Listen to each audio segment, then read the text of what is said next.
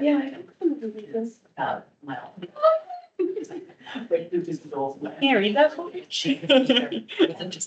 No, I'm joking, I'm joking. I can't read that far either. No, this big red set. Let's go.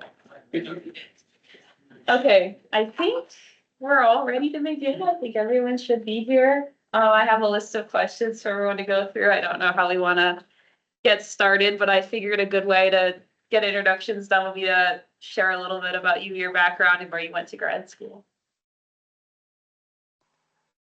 No, let's start. Let's start up. So my name is Kenneth Logan. I work in the English program, mostly doing English education. And I went to, I taught high school English for a bit, and Dartmouth was right down the road, and they had a Master's of Liberal Studies program that a lot of local teachers did. So I did that. Matt Shaney did the same program, actually. In fact, we overlapped, but we didn't know each other very well. And then after teaching for a while and becoming really interested in literacy and how kids learn how to read and why so many don't, I went into literacy research and went and did my doctorate at NYU at New York University. And then came here. Yeah. Nick Helms, they, them, English, early modern, Shakespeare, also brains, and getting into early modern neurodiversity studies and early modern trans studies. I completely struck out my first year of applying to grad school, and then ended up taking a gap year working third shift as a social worker, which is a whole other story. But in looking for places, I saw that I was in Georgia. I grew up in Georgia, and I saw that the University of Alabama had the Hudson Strode program in Renaissance Studies, and I was like, Shakespeare in Alabama, with all the contempt of somebody from Georgia about Alabama. And then the more I looked into it, I was like, oh, this is actually really cool. So I went and got my master's and my PhD there in a like Renaissance Studies program where we actually had like a cohort of like, I would say we had about 6 master students come in every year specifically for Renaissance studies, which is huge. We had 5 tenured faculty in Renaissance studies or in medieval. So that's actually like like for like one, like imagine there being like 5 of me here. It's like that kind of absurd density. But it is a really good place to do that. Yeah, now I'm here. Sorry, I was just trying to imagine 4 more Nicks. Yeah, yeah. That's intense. It's a little hectic. I'm Scott Kuykendall. So I did an MFA program in poetry, and that was in Bowling Green, Ohio. I didn't know that. You did poetry. I never knew that. Grad. Oh, I love it. I also did an MFA in poetry. I did a low residency MFA, meaning I did it from home. I traveled back and forth for 10-day residencies each semester for 4 semesters. 5 really, graduated the 5th one. So yeah, I did a low residency MFA. I did mine at Randolph College in Virginia, small private school in Lynchburg. And you did that after being out of school? I took 14 gap years. Yes. Linville, I did, after doing a BFA in creative writing, I went on to do an MFA in creative writing, also in poetry at the University of Pittsburgh. The New Hampshire, so I want to clarify Pittsburgh, Pennsylvania. Otherwise known as real Pittsburgh, no. And then I went on to do a PhD in English at the University of Nebraska in Lincoln, and then I came here. Awesome. I think a lot of people answered kind of when they were talking about why they went there. I think it was exploring a lot of people's interests. One of the other questions I had was, what do you think is valuable about going to grad school when you went? And then maybe also even in 2025, if you could speak on what you think may still be applicable or other reasons that exist now to go to grad school. So speaking from a 2007 perspective, which is when I started my master's program at like the beginning of the recession, housing bubble, et cetera, et cetera. Going back to school when the economy is tanking can be a good move. It can be a boon to education. And as we'll talk about more, later down, like the economics of grad school should be a big concern and like something that you're thinking about. One of the reasons why I went to the University of Alabama and not the University of Georgia is that the University of Alabama offered me like some fancy sounding fellowship for my first year where I didn't even have to be a GTA, graduate teaching assistant. University of Georgia said, oh, we make everybody pay for their first year. And I think that letter just went in the trash and I see all contact because like the money is, Just want to piggyback real quick and just say, I think Nick and I are an interesting case study for looking at it together. Something I think about a lot in terms of how my own life could have been different because we're the same age and we graduated at the same time in 2007 and Nick went right to grad school and then pursued his PhD and has really risen in this world of academia that I am now just entering as a person that's at the exact same age that graduated with a bachelor's degree at the exact same time. And I have some different life experiences that I went out and enjoyed and stuff. But I do think a lot about how things could have been different had I gone back to school right away. I will say, Yeah. and this is individually specific, but burnout in grad school is high and is real. And like I had that really weird social work gap year. But the people in the people in my cohort that burned out the most were the ones who went straight from undergrad into grad school out of a sense of inertia. It didn't really have a sense of what they wanted to do. The people who were the best students had taken 4, 6, 10 years away, taught high school, worked for a paper, done carpentry, whatever, and came back and were like, oh, I want to do X, and then just blew through it. And that was very much my experience. In those 14 gap years, I taught high school English for 12 years. And I was like, I want to be back in school myself. And I miss this. I was on the inertia program. Literally 0 gap years. Yeah, approaching the first time I will be not at school. Yeah, I'm taking my gap year now. I've been invited to take my gap year. But like, I will say, and I know we'll talk about this too, maybe we're just going out of order, feel free to bring us in, but like, paying was a thing, like, and I would not have got, I don't know what I would have done if I hadn't got the assistantship money to go, because I had no money. So, and I think even then, I was like, I was aware enough of my own sort of inertia to be like, well, I'm not gonna take out big loans to do this like super thing that I'm just doing because I can't think of anything else to do. Money was enabling, like getting the assistantships made it possible for me to do that.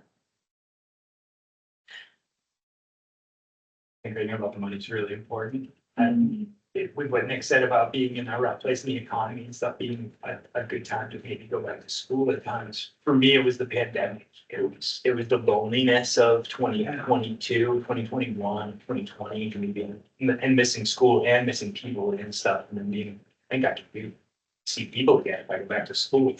So I decided to go to grad school. And at that time, so much was happening with President Biden and with the possibility of student loan forgiveness and like little pieces of student loan forgiveness coming out. But I was like, sick. There's no way I'm paying this 40 grand. And I'll tell you that like right now, I have paid one payment on grad school and that I have emails from my collector at this point being like, the Trump administration would like you to start paying money again. And I haven't made any phone calls. I'm too busy with my own life. Like, I don't know what's happening with interest. It's embarrassing for me to admit. But it's definitely worth thinking about this seriously. Because I jumped right in being, I'm never going to pay for this. And now I'm like, whoa, my kid's about to turn 11. And I should be thinking about saving money for them to go to college. I'm not thinking about this too. So. And then you also want to think about what you're gonna be able to do with the degree afterwards that will, make it not only worthwhile because you're able to pursue your own interests, right? But there's opportunity costs involved in going to school as well, right? You could be doing something else that makes you money, but instead you're in school not earning money. In fact, you might be earning debt, right? And I think everybody's made this clear at this point. Sometimes you can get into schools and they'll pay for it, or they'll pay part of it, right? So I don't even remember how it works, but I part of my master's program was paid for sure. And my PhD didn't pay for it all. Like they gave me a stipend, but I also was dirt poor for 5 years, right? It was like a hard 5 years. Like people warned me it was gonna be a hard 5 years, and it was a really freaking hard 5 years. I lived in Brooklyn, and an old friend of mine shared an apartment. It was hard. So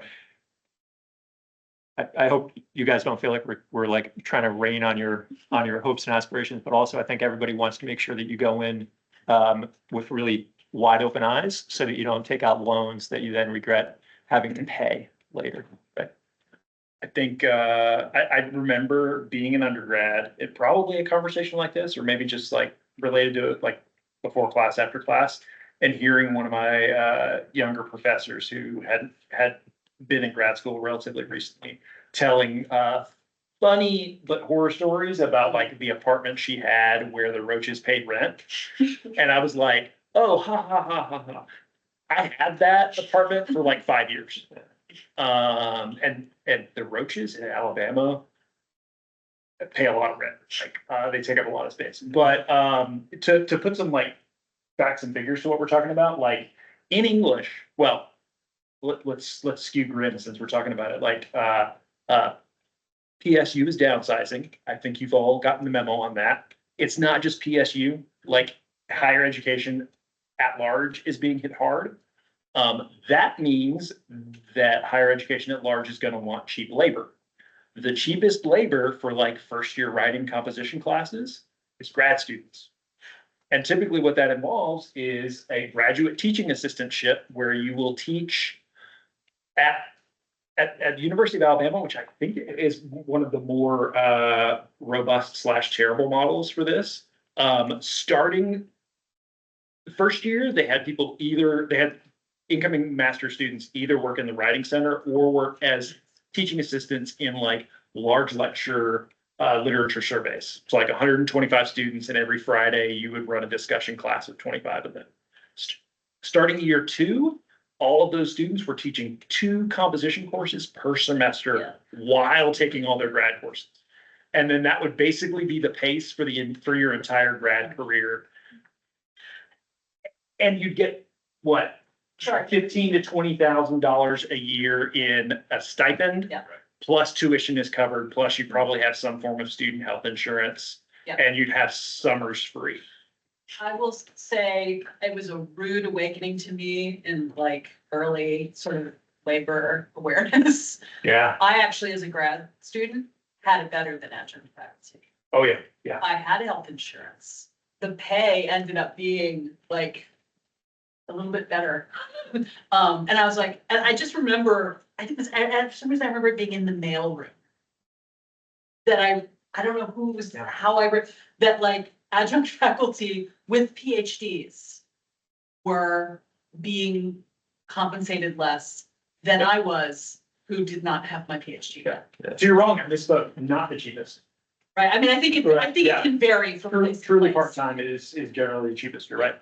In a lot of, if you go into a lot of cities, a lot of the people who are working in universities and colleges, it seems like it's fun work, and it can be, right? But a lot of them are jumping between schools to make it work. Like I was on the subway constantly between 3 schools and tutoring on the side when I was in grad school, and there were people who lived that for like they were out of school and they were still just jumping between schools, trying to put enough classes together to teach, right?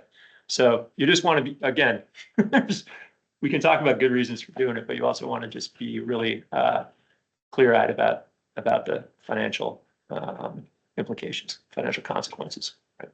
And like, in terms of like what you can, like, I feel like we need, and I'm like looking at myself here, like, we need somebody who just got out of grad school on the, we should have Yeah. invited Alyssa White Yeah. to this panel, because I don't know how much things have changed, but, um, alternative academic careers, alt-ac, was something that was starting to get buzz 15, 20 years ago, because people were starting to realize, oh, wait, we're not just creating mini professors and sending them elsewhere. There aren't enough jobs for that. Right. And I've had people like from my alma mater, I had somebody from my cohort who now runs a midwifery, like clinic and school in Maine.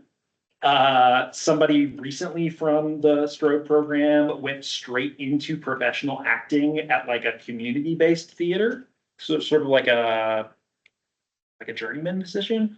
I know other people who have like gone into journalism or have gone to high school or into sort of like teaching and learning centers, that sort of thing. Like you could absolutely go enjoy your time, let the roaches pay rent, and then find work if it is not finding a full-time teaching gig. But you got to be thinking about that the whole time. That's not a pivot you make in your last semester or as you're wrapping up the dissertation, because you can't pivot that fast.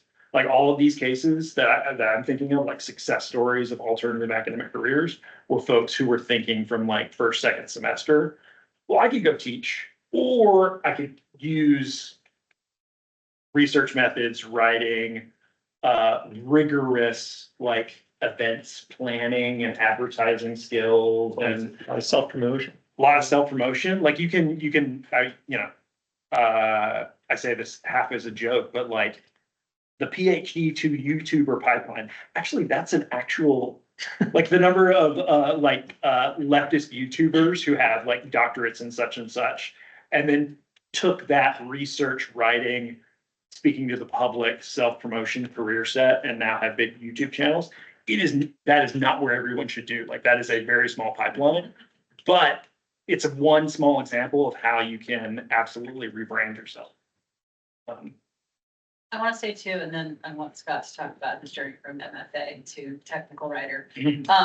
I just want to say, like, when I was at my like lowest in my PhD program, I was like having a bad moment. Yeah. And the deal I made with myself then, which was clarifying, and it was also just, times get bad and then they change, right? It's like, this is being, like, I'm being paid to do this. Like, I was very much like, well, what is this all for? Or like, what if I don't get a job? I'm like, you know what? I have a job right now. It's teaching 2 sections of count this semester and it's kicking my ass. But also I'm taking these really interesting classes and I'm not going into debt. I'm not living, large, but I'm okay. And like, if this is work right now that I don't want to be doing right now, then I should stop doing it. But like, this is the real world too, right? It's like, I'm not gonna spend time being like, I had to churn through this to get here. I need to like work on being here. And it definitely helped. But again, it helped. I was able to kind of get there because though I was not living large, I was also not.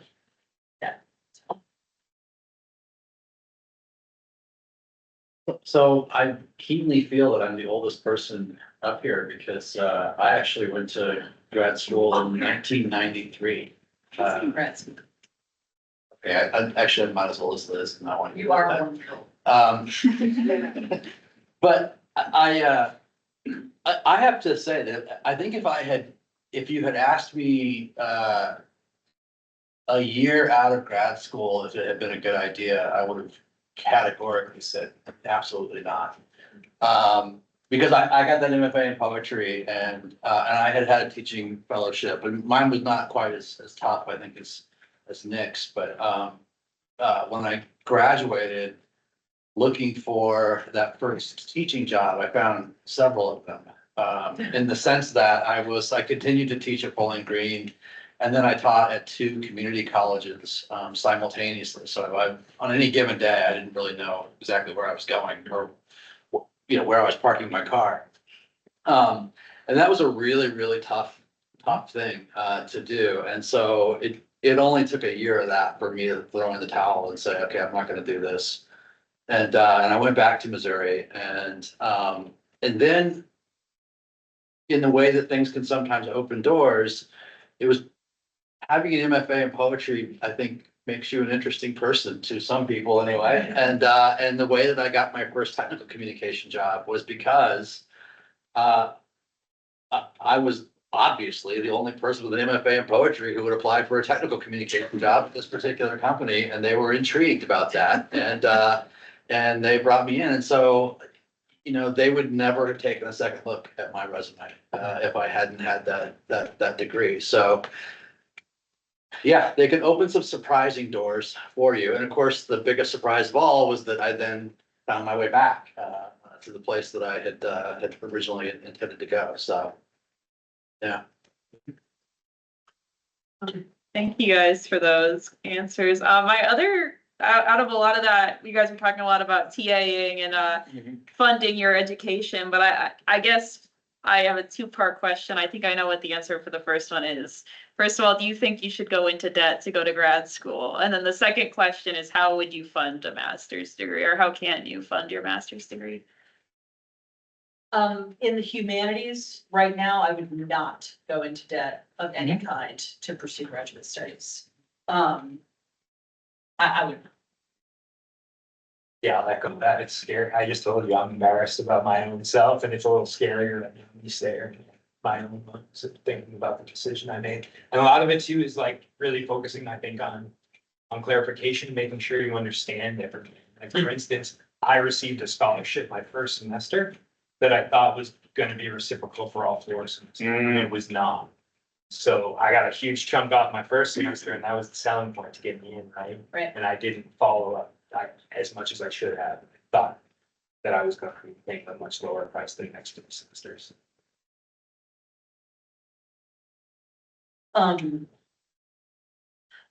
So a teaching assistantship is the way I paid for all my grad school.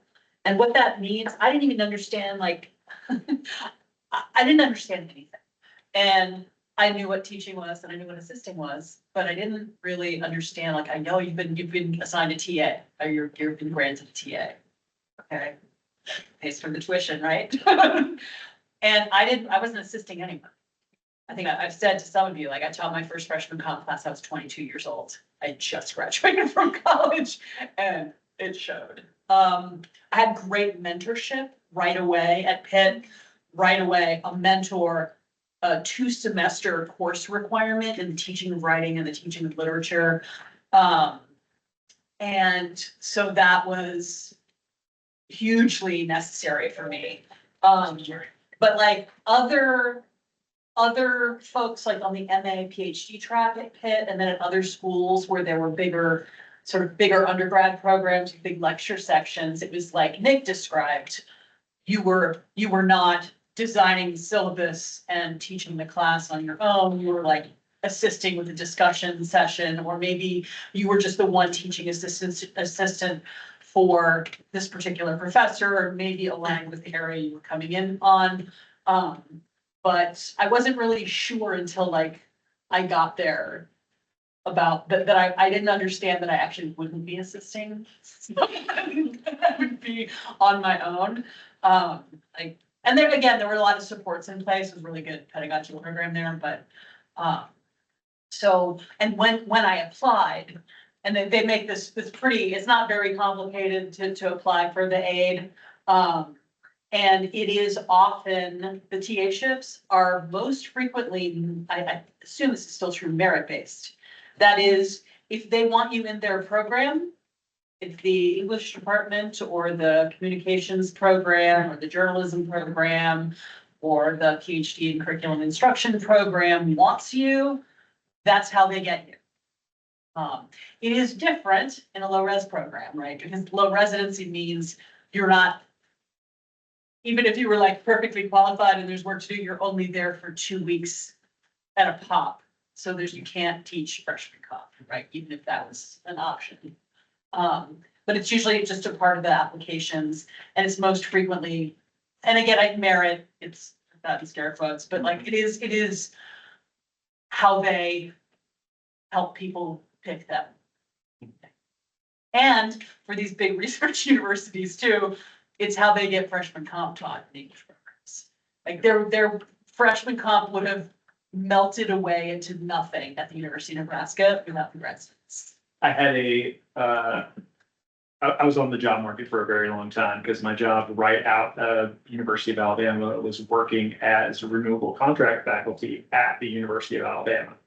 So I just went from 2 classes a semester to 4 classes a semester and just kept trucking along. And that I was tremendously lucky to be able to just slot into there rather than get sort of like chucked out on the job market. But I remember having a conversation in an interview for a job somewhere soon after graduating with my PhD, and I had on my CV that I'd taught like, at that point in my career, I'd already taught like 40 different sections of like, I think that was like my total teaching, like most of that was composition.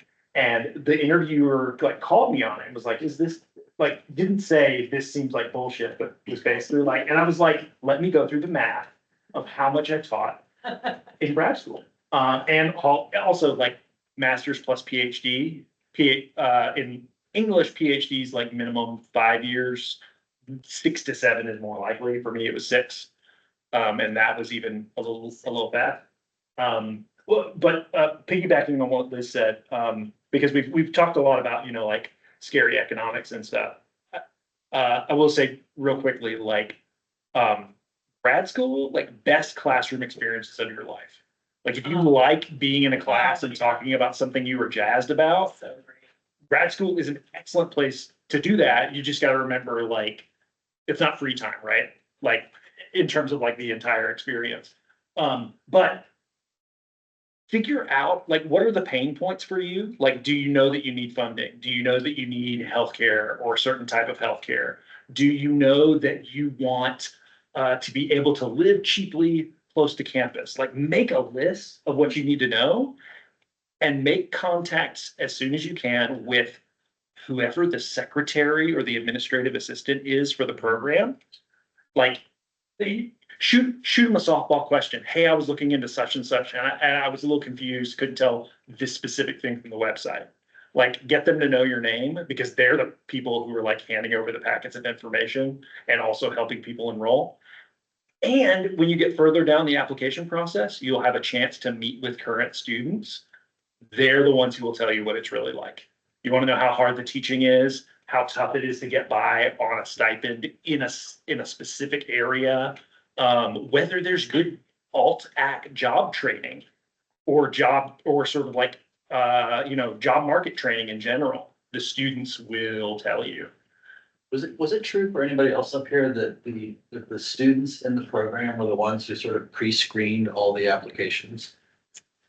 No, at Bowling Green, Wow. we had 150 or 200 applications and the students were the ones who narrowed it down to 25 or 30. Wow. Yeah. I've never heard that. That's why. I guess I would say based on all that, something I'm really interested in knowing, what are the signs of a good graduate school or something that you might say is like a green flag for someone seeking a degree? I just want to say one more money thing before I forget it. No. Think about one of the things on your punch list. How far am I willing to travel? Like, how am I able to travel? How mobile am I? And that is a question because I think part of what made grad school workable for me was Lincoln, Nebraska, cost of living was sweet. Yeah. I had a cheap apartment, like I had a great apartment. I could not believe the great apartment I had for the little money I paid. And it wasn't fancy, but it was like, oh, like I thought it was gonna be much worse.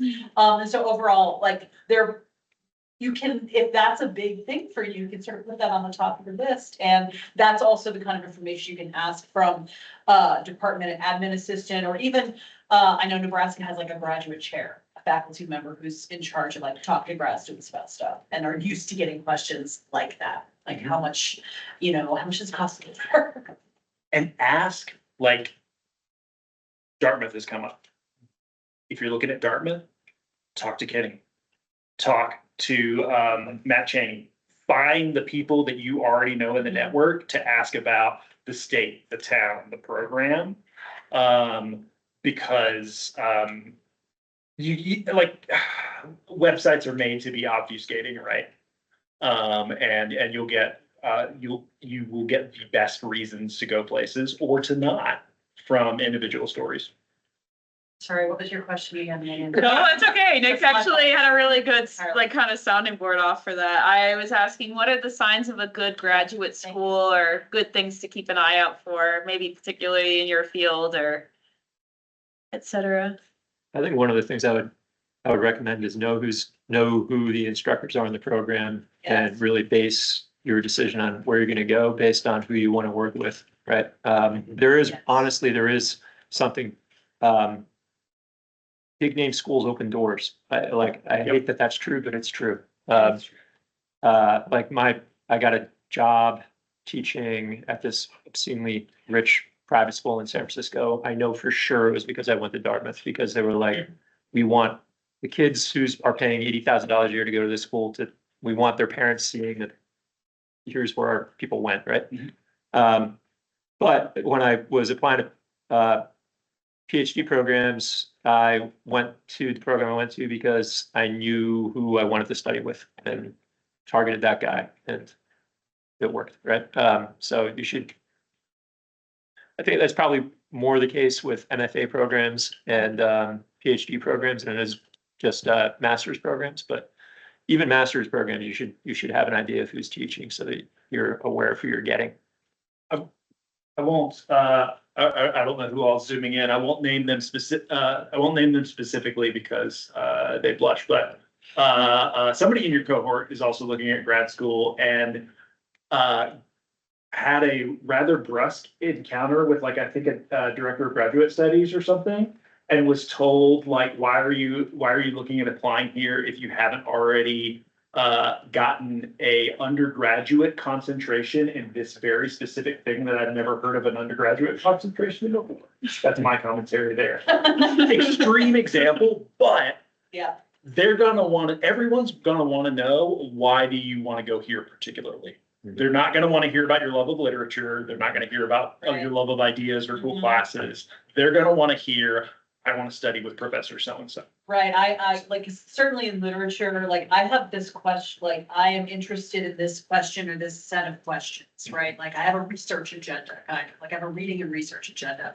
I took a class in X and it, sort of set me up on this path that I would like to continue, right?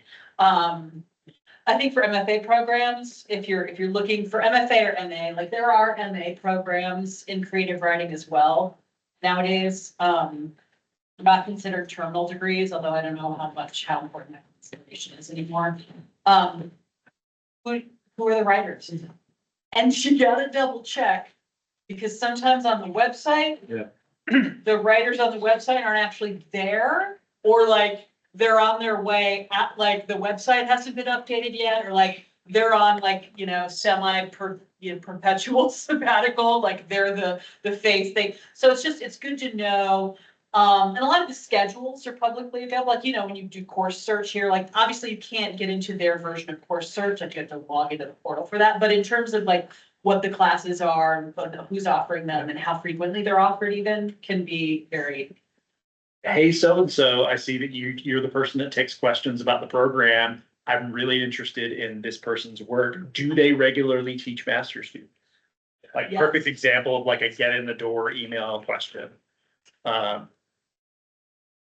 not even the importance of it.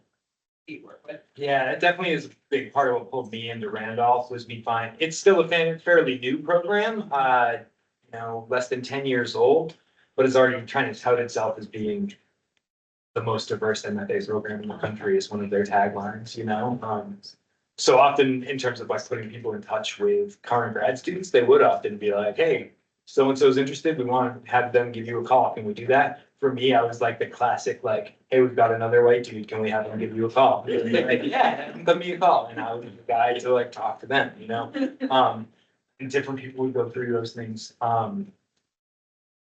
Yeah, for me, like looking at faculty was huge when I found out at Randolph that it's like a half a dozen people that have been on the New York Times bestsellers list in the last like 2 or 3 years, Pulitzer winners. I was like, Rigoberto Gonzalez, the guy's 38 books. Like, that's nuts. Like he's on faculty.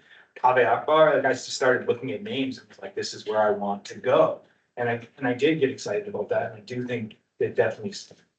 And I mean, it's gonna open doors because the opportunities have already started to happen because of that. And it does feel uncomfortable at times to be like, I hate my friends sometimes, but it is the way.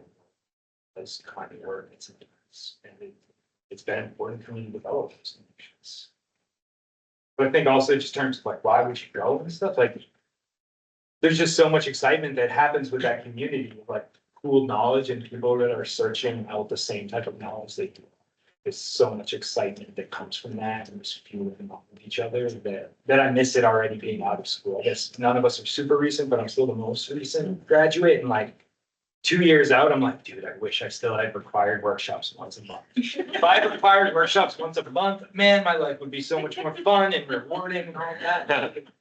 You build some really great relationships. Yep. I applied to 3 MFA programs. One of them was like a big ticket name program. I got into that program, but it was sort of like I didn't get into that program because I didn't get funded. That was the University of Iowa. And they were like, not gonna, and essentially like anyone I talked to was like, yeah, if you don't get funding there, like, Yeah. you Totally. might as well go somewhere else. Like, and I was like, good to know. Ego bruised, moving on. University of Florida. Just like, and they called me and were like, congratulations, we'd like to have you in the program. I was like, great. And I'd been coached to ask like, okay, so when will you be making your decision about fellowships and assistantships and stuff? Because they were just calling to say you're in. They were calling to say we're paying for it. Cool. So what about the, and William Logan, poets. It's like, oh, were you planning on taking the GRE again? Like, hold on. Like, which thankfully most of you probably won't even have to take. That's like the SATs for grad school. I did okay on that test. And so that was like, oh, it was a very small program though, seemed like a very small collegiate program. And then Ed Ochester called me from the University of Pittsburgh and called and was like, we'd like to offer you this TA-ship. I'm like, oh, ego, feeling better. And he, just really like friendly guy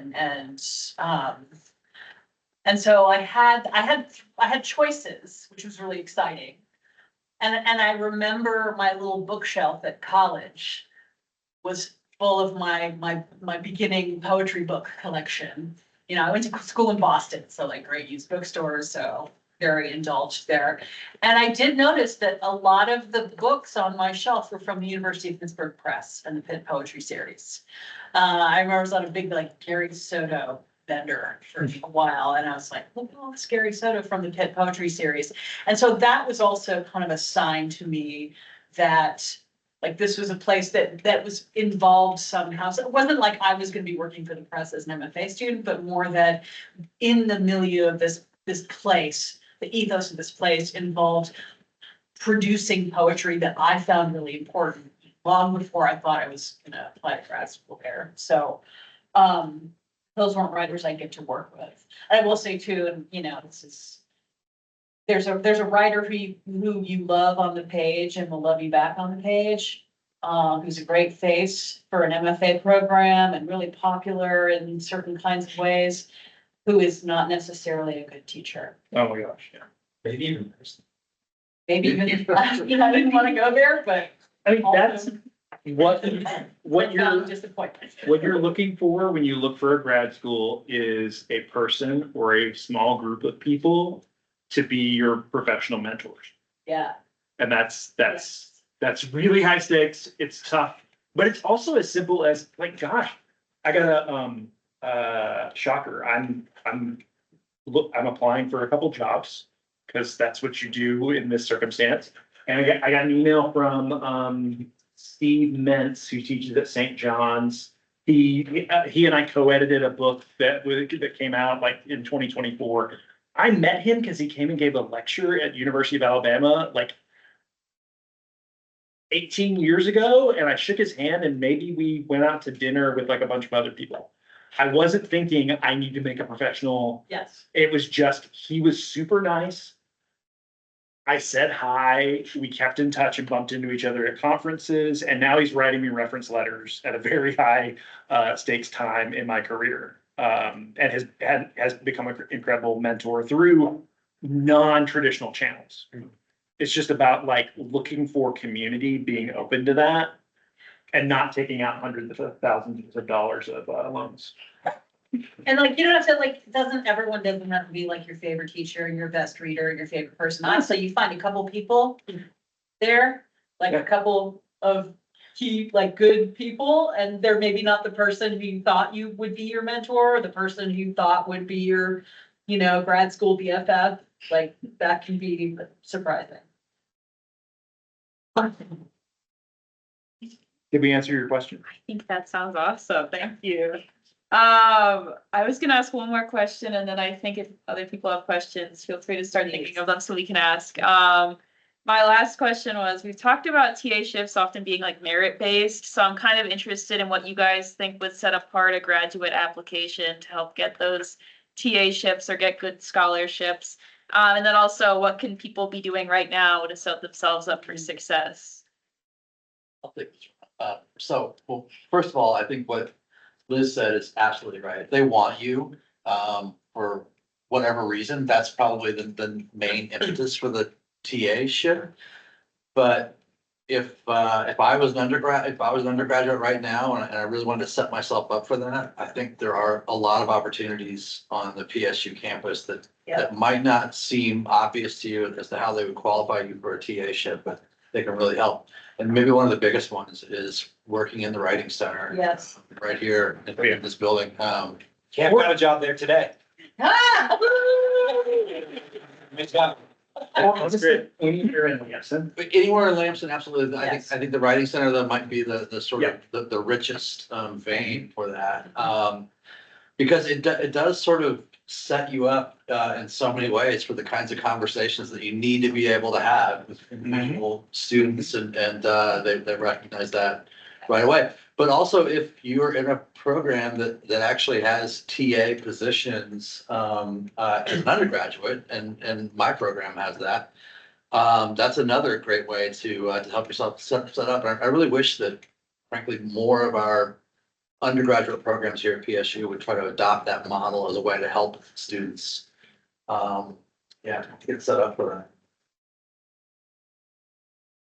I think if you're interested in applying on the MA PhD track, if you're interested in literary studies, take all of the current courses. You're only required, the rethinking courses. You're only required to take, the 3 out of the 4, and then local, I would say take all 5. Can just feel, depending on the kind of programming, you'll feel potentially less at sea. And gosh, for creative writing, that writing sample is everything for the MFA programs. That's what they look at. And so really making sure that you're sending your best work, that you're getting some feedback on that. And I think sometimes too, that's like, you don't want to overpsych yourself out, like, oh, this writer will like my writing, this writer won't like my writing. Like, so I mean, I think there's some truth to that, but you could also just get way too up in your head about that. But thinking about who might be reading your work is also a little helpful, I think. Mhm. There's the statements too, like the statements of purpose. Hate those. I'm not sure maybe I'm wrong about those, but I don't know how much weight they carry in different places. I honestly don't know. I know, I've got friends who are in philosophy programs, and when they get applications in philosophy, they don't ask for statements of purpose. They just look at your CV and they're like, do not bullshit us about what you intended to do. Mhm. We can tell what you're bringing to the table from your CV. I don't know. But what other people write about you matters a lot, right? So take the letters of reference really seriously. Ask people who know you well, and that means that you've got to build relationships with faculty, right? Because one of the things that people are doing, whether they're hiring you for a job, they're hiring for a program, is figuring out, is this somebody who I want to work with for the next X number of years? And if they are clearly have made an effort to be sociable, to show that they're coachable, to be part of a community, then we want them in. But if they're self-centered, and teachers can tell the difference between somebody who's genuinely trying to build connections with others and somebody who's a brown noser or just motivated by pure self-interest, right? You should be thinking about that.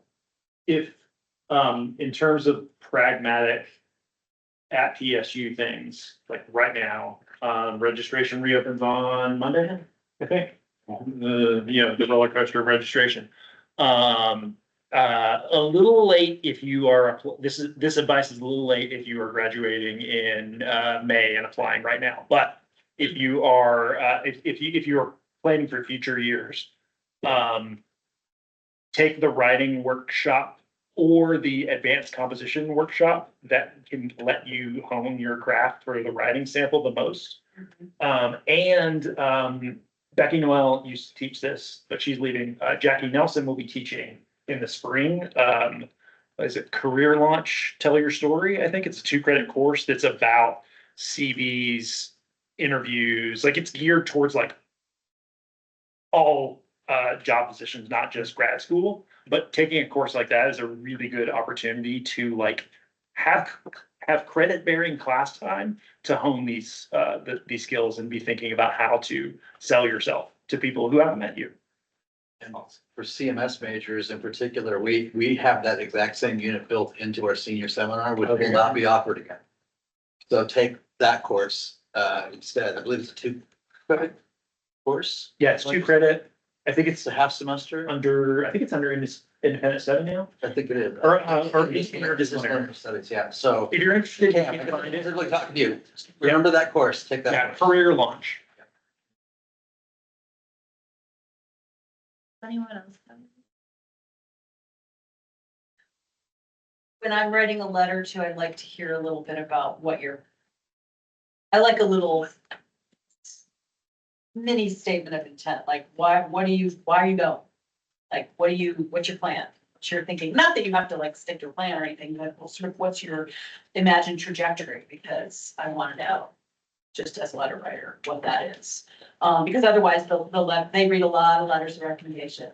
So I would want to be as not generic.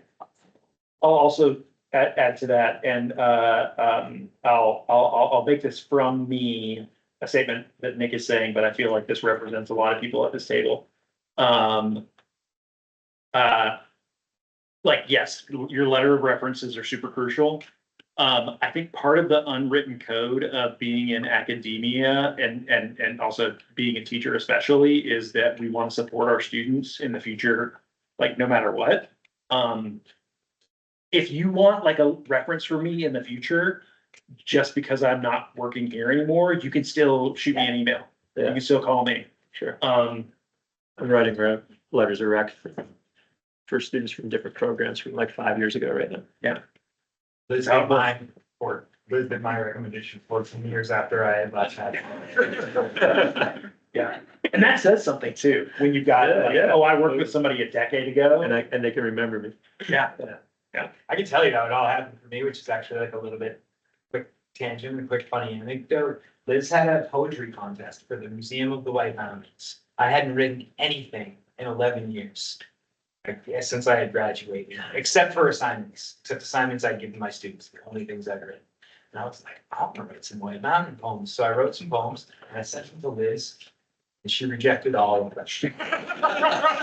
And it hit something inside the competitive part of me that was like, I will make Liz like my poems. That's something like, I don't know what it was, but like that drove me going back to grad school, like literally being told like, no, we won't put your poem up in the Museum of the White Mountains. I was like, thought it was better than this. And like, I don't know, that really drove it. But those connections are huge. Everything since then has been to just dunk on this. Yeah. You're welcome. Every open mic I go to. How do you feel now?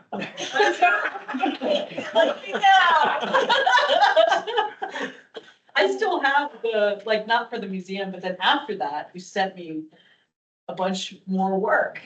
Like, just like, would you mind, like, Oh, yeah. this, and I still have it, like, in all my. And most of it was pretty bad. I still have that packet too. I just got a poem accepted from that packet that's been rejected more than 50 times. Just last week, you know, like it takes, yeah, it's all a lot of this. It takes time, it takes revision. There's just a few minutes left, right? Yeah. And I wanted to make sure I say this.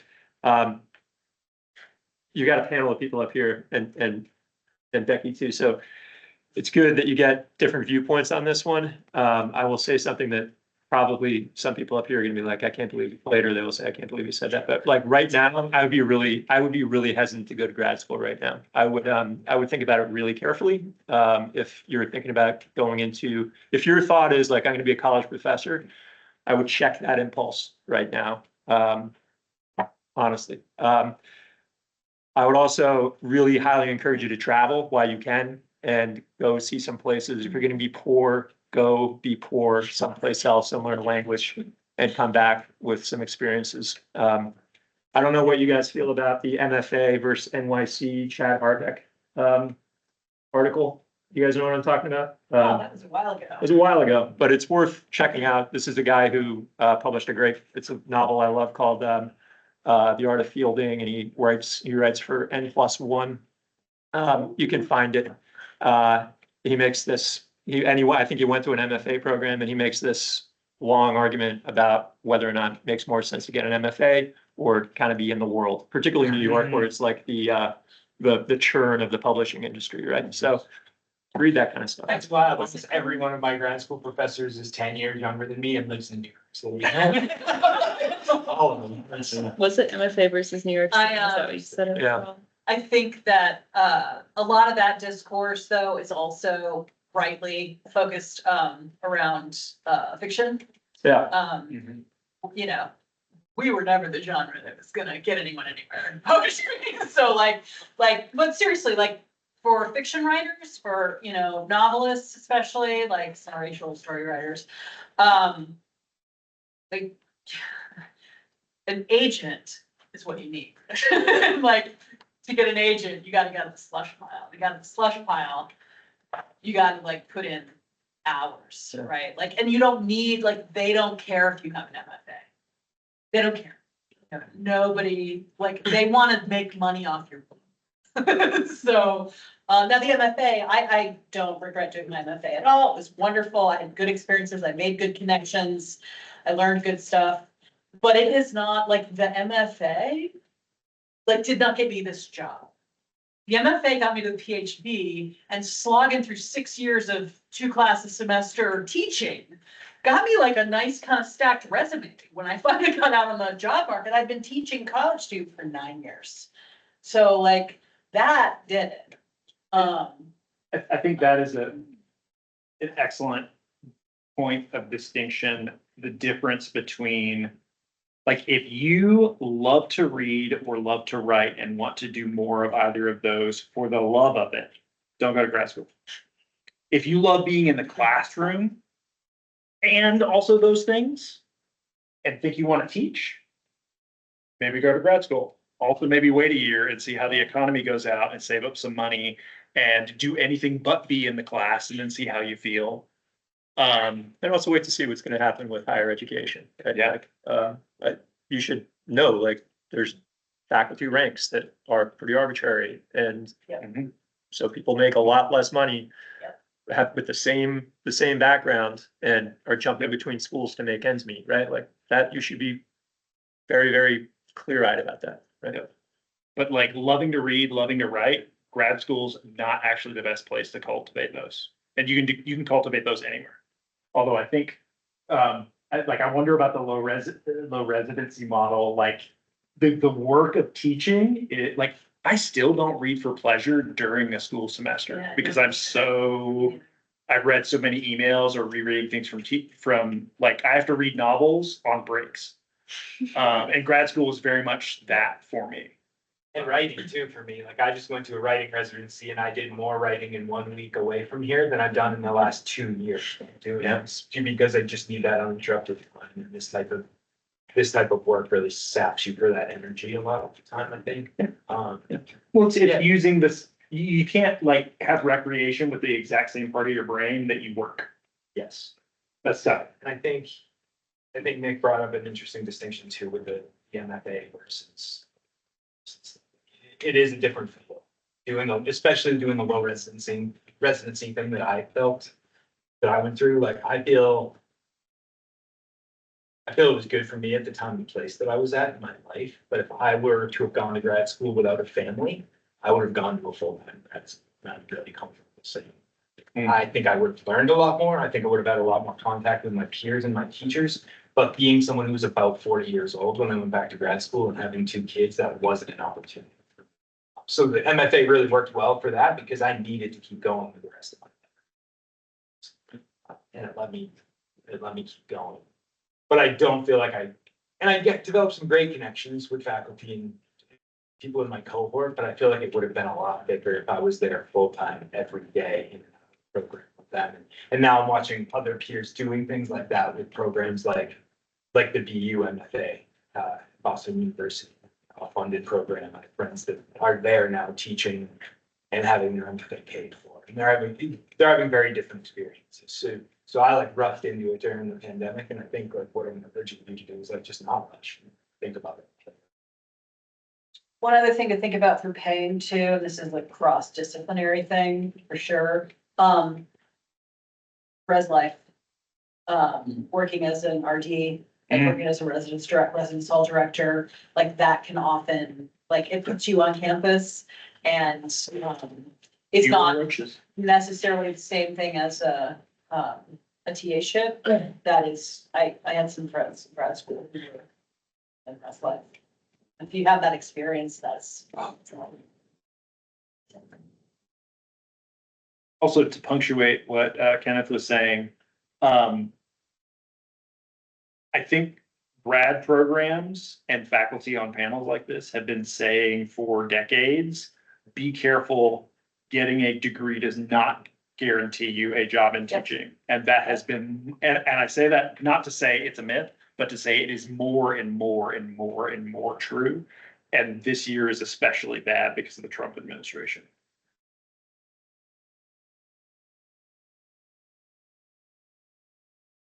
Any questions I wanted to ask, or that cover No. everything we wanted to know? Got a question. Oh, Allison does. If we have Your time. question. Yeah, we can hear you. Okay. Okay, I just want to make sure there's time. I didn't want to like put us over if there's not time. But one of the questions that Megan asked is like, is it worth it to go into debt for grad school? And Liz basically was like immediately like, no, if you're pursuing the humanities. But what if you're not pursuing the humanities? Like, what if you're going into the sciences and it's like a little bit like if you're gonna be doing like a work study or like an assistantship, and you're gonna have like an MS. I think that you should, this is a great conversation to start with a graduate chair and programs that you're interested in as well. They are, they should be maintaining some kind of information about what their graduates are doing. And I think especially in like humanities adjacent or outside humanities, that's maybe a little easier to kind of track and communicate in ways that work to recruit into programs. So, that I still think I'm just sort of conservative that way, I think, but Yeah. the people who will know are those graduate students, those recent graduates of the program, and the faculty member in charge of learning them.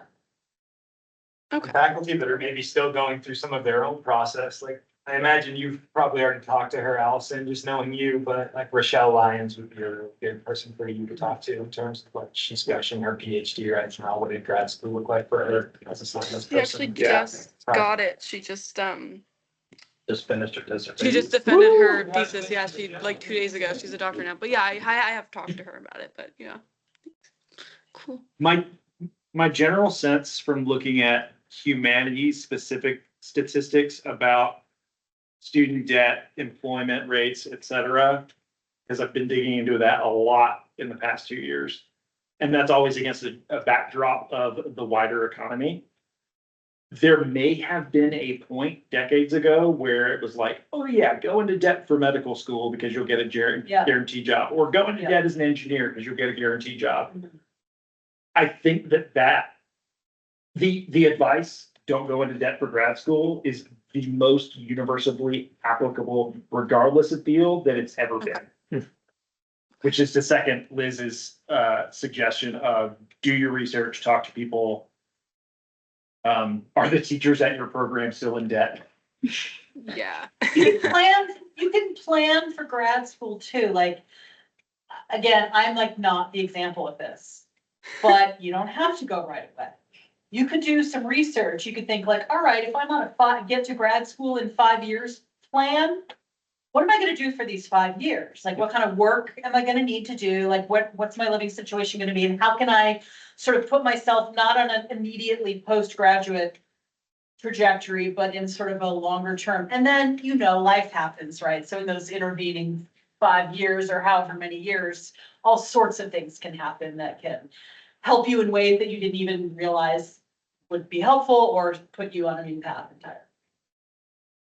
Allison, but I'll add though, and this is so outside of my field, but my future son-in-law, from the biological sciences, he went to work for Moderna, and almost right away, Moderna offered to pay for his graduate degree Yes. in something that I can't even pronounce. I mean, I think in the sciences, there are those sorts of opportunities that oftentimes come through an employer. Yes. In my wife's case, she went back and got a master's in gerontology in the state of New Hampshire, paid for most of that because of where she works. Mhm. So I think outside of the humanities, well, and even within the humanities, Yeah. for sure, but I mean, most commonly outside of the humanities, there are those kinds of opportunities that crop up. The difference is, of course, you're working at one full-time job for them while you were doing this other program. It comes with its own stressors, for sure. Yeah, like public education is a great example of that, right? There are professional development funds, whereas a high school teacher or a middle school teacher, your district might fund you one course a year or Sure. one course a semester or something. And that could be a do it over X amount of years while I enter a school district. That's what I was gonna say. Often as a teacher, you can get your master's degree paid for very slowly. And once you have that master's degree, you get a pay bump. If you usually go to more school, up to a certain point, you get another pay bump. At least the union rules, it's very easy to find these things, except right here in my brain. But there are other scenarios. In other jobs you can have at a university, besides being a residence director, like if you have a campus job here, working in the Office of Advancement, Yes. or the Financial Aid Office, or the Career Office, those are all things that every college has. So then you can find out, hey, the University of, I don't know, Candyland has that great degree that I want. I'm gonna try and position myself for a job doing that thing that I did as a work study student, full-time on that campus, and get that tuition reimbursement. Takes a little, advanced planning, but. For sure, I have students that are working in the admissions department right now that just signed up for some of my courses next semester and emailed me about what they want, why they want to do that, where they want to be able to go outside of the admissions department. Yeah, and I think with those pay scales, at least from my experience, like the schools that I worked at, they jumped at like 15 credits. So you'd have like a bachelor's degree scale, bachelor's plus 15 master's degree credits, a master's degree scale, master's plus 15 credits, and then like advanced degrees. So you get like a CAGS or PhD or whatever else. That answer your question, Allison? Yeah, thank you. Did anyone else have any last minute questions? Closing remarks, sentiments, I don't know. Just, anyone here is like, oh, I think I'd like to do like MA, PhD, in like literary studies? Is that any of you? Yeah, okay. So can you explain, because I don't think I can, the dynamic of like MA, PhD, like it's built in most places now, but also you can get an MA separately, but why would you ever do that? Please explain. Varies widely, also varies by discipline. I think the sciences are, I think in like the sciences, you're more likely to just be like, oh, I'm gonna jump into a PhD program. In the humanities, especially in English, you will either see folks advertise discrete MA then PhD, or which gives you, as Kenneth was talking about earlier, an opportunity, didn't work for me, but an opportunity to like bump up a tier. Like you go to a big state school and then you go to like an Ivy League for a PhD or whatever.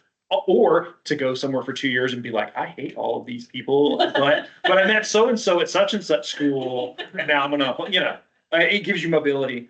And 2 years for the master's, at least 5 for the PhD.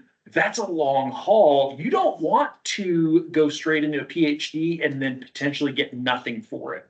I had people in my cohort who made it to comprehensive exams, which is like the last step before dissertation, and failed and had to walk away after like 3-4 years of PhD program without a degree. You don't want to set yourself up for that. And that was the exception, not the rule. Most people did not have that experience where I was at, but it does happen. So some programs will be a combined where you like, you go intending for the PhD, but they will also give you the MA at a certain point. I think some places it's a, oh, we don't actually want you, here's your master's, please leave. Again. Right? Yeah, that's talk the to part the- that really confuses me. Yeah. So Talk do I to, get to stay? like, this is so what I would suggest in terms of advice, make sure you get that piece of paper for the masters wherever you go. Don't just jump into like a wholesale PhD program unless you've already got like a very good plan. And it's in a very specific support structure. And this is a great thing to ask like the students about. Because they will tell you if there are horror stories, they will tell you if they're success stories, they will tell you how they feel about it and their own anxieties. And that's, that's important.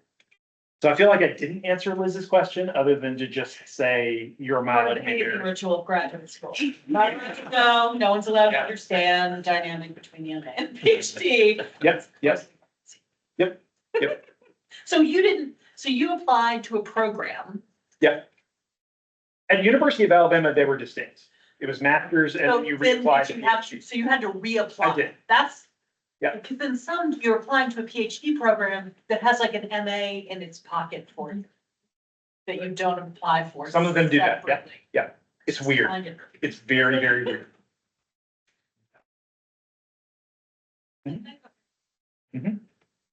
Well, I think that might be the end of our panel. Thank you guys very much for talking and sharing all your knowledge with us. I think that was really awesome. Thank you. Thanks. Thank you very much. I'm very excited to share the recording out, so hopefully this will get posted online somewhere in the coming weeks. So if anyone you know is interested about graduate school, or maybe I'll be able to post this on the Ellen Reader. Awesome. Then I think that's gonna get posted online. So if anyone has any questions, feel free to direct them. I'm sure people could also email and. Also, just, reach out, like, don't wait. Even if you're sophomore or junior, don't wait, like, look up a grad school, you're like, oh, Boston University has a PhD program, get on that website. Look at that page for applying to grad school, like, for their programs. What is it that they ask for? Because that can even just start giving you the most basic sense of like, what it is you don't know. What it is you're gonna need to do. And that's the thing to do when you're a junior. Yep. Right, so when you still have time to like change course. Exactly, Right. exactly. Don't wait till. That's why I struck out the first year I applied to programs, is because I didn't start until at some point in my senior year, when I was like, oh crap, what do I do after I graduate? And it wasn't grad school because I didn't have enough of a wind up. And then I rallied and took a year and had choices of where I wanted to go. But first year, I waited too long. Or just look at flights to like Buenos Aires. Yeah. Traveling Do advice. something Euro path. Yeah. And then one last announcement for everyone here, for all of our HCC students, we have the Winter Gala is gonna be next week. It's gonna be November 20th, so please be there. We'd love to see everyone show up. You can bring a plus one. We hope all the professors are gonna be there as well. It's semi-formal, so feel free to dress up. If you wanna have a table there to show off your work that you've made while at school, please email me, or just talk to me. I'm also here. And I'd really love to show off your stuff. Thank you guys very much. Thanks, man. Thanks for coming.